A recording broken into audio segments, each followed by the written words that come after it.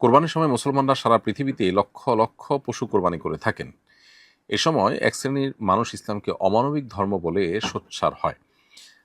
আমার জানার বিষয় হলো কোরবানির বিধানের অন্তর্নিহিত সামাজিক জাগতিক কী ধরনের কল্যাণ নিহিত আছে, অনুগ্রহ করে ব্যাখ্যা করবেন।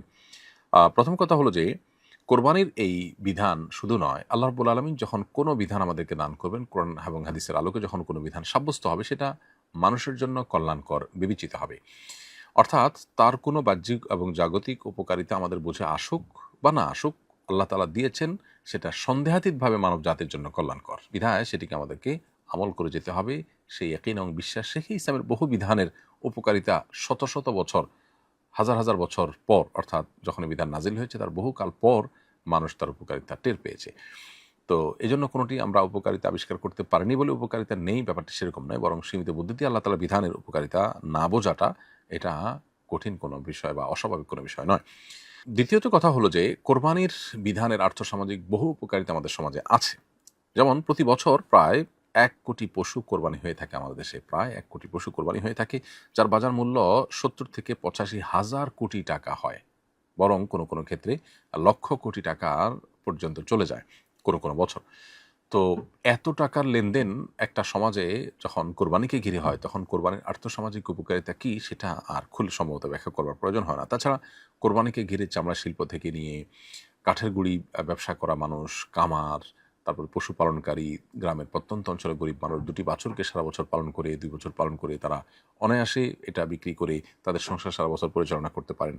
একটা সময় আমাদের দেশে কোরবানির বাজারে আমরা দেখতাম বাইরের, অর্থাৎ ইন্ডিয়ার সাদা গরুতে ৬ লাভ থাকতো। এগুলো ছাড়া কোরবানির বাজারের চাহিদা পূরণ করা যেত না। এখন আলহামদুলিল্লাহ গত বেশ অনেক বছর যাবৎ আমরা দেখতে পেয়েছি যে কোরবানির পশু, দেশি পশু দিয়ে কোরবানির চাহিদা পূরণ হচ্ছে এবং ইন্ডিয়ান পশু বাজারে সেরকম একটা দেখা যায় না। এই যে দেশের মানুষ পশু প্রতিপালনে আগ্রহী হয়ে উঠেছেন এবং ব্যাপক পরিমাণ পশু প্রতিপালন হয়েছে, আমরা পশু প্রতিপালনে সম্পন্ন হয়েছে আলহামদুলিল্লাহ। এটা কিন্তু কোরবানির সুফল, সুস্পষ্টভাবে। কোরবানি না হলে এটা এতটা দ্রুত গতিতে হতো না।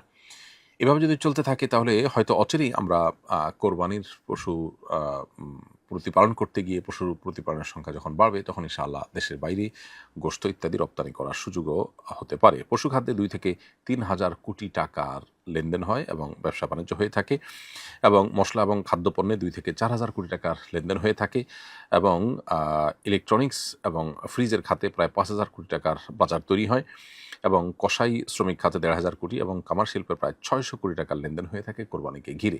আরও কত মানুষের রুটি রিজিকের ব্যবস্থা যে কোরবানিকে ঘিরে হয় সেটা বলার অপেক্ষা রাখে না। বিধায় এরকম একটা উপকারী বিষয় যদি কেউ আ মানে ন্যূনতম বুঝে থাকেন, তাহলে তিনি কোরবানিকে ওয়েলকাম করা ছাড়া তার বিরোধিতা করা, তিনি অমুসলিম হলেও, ইসলামের প্রতি বিদ্বেষ থাকলেও বা নাস্তিক হলেও তার দ্বারা এটা সম্ভব হওয়ার কথা নয়।